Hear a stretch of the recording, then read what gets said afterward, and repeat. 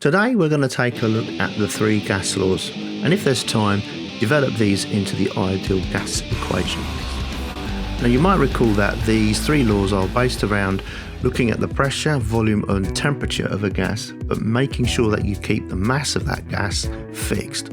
And in these three laws, two of these three variables were changed and the third was kept constant.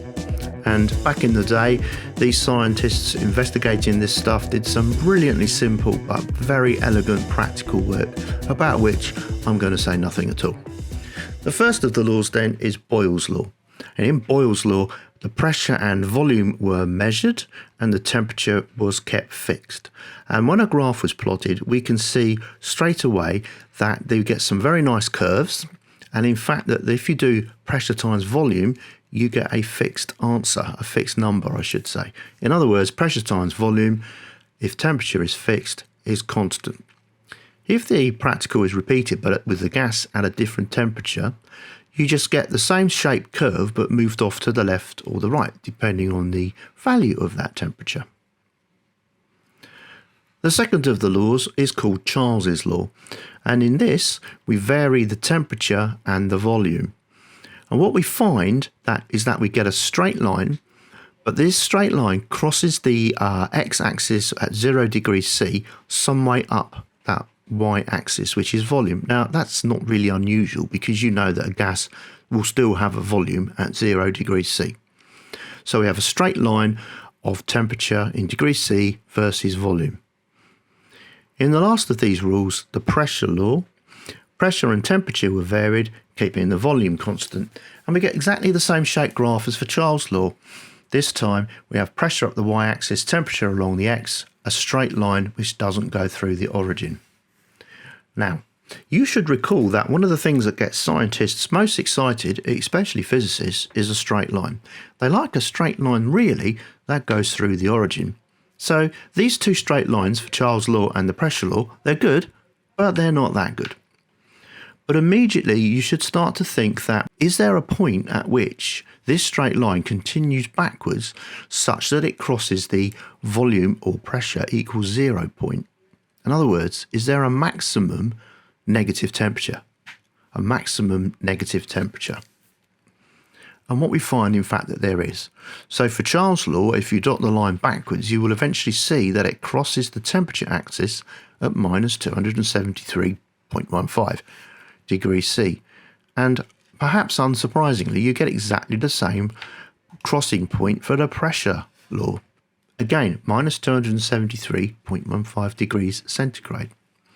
And so it was theorized that this figure of minus 273 degrees centigrade was actually a limit. You couldn't go any colder than that.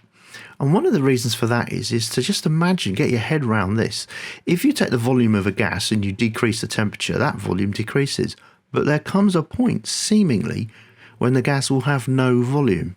Now that doesn't make sense, does it? Nevertheless, that's what a simple understanding of this graph might suggest. Naturally, it's more complex than that. And the same would be true of the pressure law. Now, that's not quite so hard to get your head around. You could imagine a point where the gas particles are not moving anymore, consequently they're not exerting any pressure. But again, it's probably more complicated than that.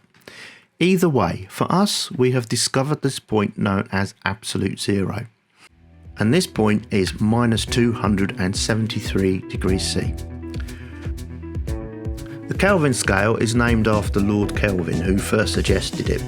And he suggested, well, let's break it up into equal measures, which are the same size as a centigrade. Hence, the size of 1 Kelvin is the same as the size of 1 degree centigrade. However, rather than having minus 273, we call that point 0K, which unfortunately looks a bit like OK when you write it down. So just be aware of that.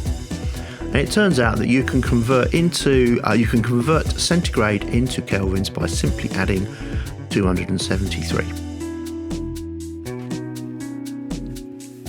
Combining Boyle's law, Charles' law and the pressure law leads us to the conclusion that pressure times volume divided by temperature is constant for a fixed mass of gas. If you change the mass, this doesn't work.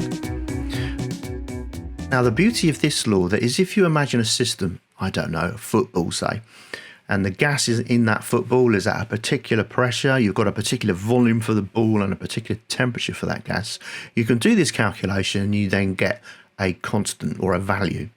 If you then get someone to come and stand on the football, if you then measure the pressure, the new squashed volume, and the new temperature, although the temperature probably won't change just because someone stood on it, and do the calculation again, PV over T, you will get the same answer that you got before somebody came and stood on the football. In other words, if you don't change the system, but you change the variables, they will still give you the same answer. And in chemistry, we might write this as P1 V1 over T1, i.e. the system before the change, is equal to P2 V2 over T2, i.e. the system after the change. But what actually is this constant? Where does it come from? In order to get a bit further with this discussion of what is the constant PV over T actually equal to, we need to go into the wonderful world of chemistry for a short detour. And this detour contains something called the mole. Now the mole really is, from a physicist's perspective anyway, just a number. So we might say I have a mole of hydrogen gas. That would mean we have 6.02 times 10 to the 23 particles of hydrogen gas. So it's really just a pile of something. You could, in theory, have a mole of hedgehogs, which would be a pile of hedgehogs in which there are 6.02 times 10 to the 23 hedgehogs. The molar mass of a substance is the mass in grams that contains 1 mole of that substance. So, for example, if we were to take something like water vapour, which is H2O, we just add up the individual masses for each atom, so 2 lots of 1 for the hydrogen, plus 1 lot of 16 for the oxygen, gives us 18. Now this number 18, if we write a little g for grams after it, tells us the mass of water vapour, or liquid even, as well, that will contain 1 mole of particles. So for water vapour, we would have 18 grams, and then that would contain 1 mole, or 6.02 times 10 to the 23 particles. And this number, 6.02 times 10 to the 23, is called Avogadro's constant and given the symbol capital M with a small a, as you can see. The question then arises, given that we have Avogadro's number, and if we know the number of moles that we have of a gas, can we work out how many particles we have? And yes, this leads to one of my favourite formulas in physics, that N equals N times Na. In other words, the number of molecules or particles is equal to the number of moles times the number of particles in 1 mole. So really, that's quite straightforward. We are now in a position to give clear definitions for this constant PV over T.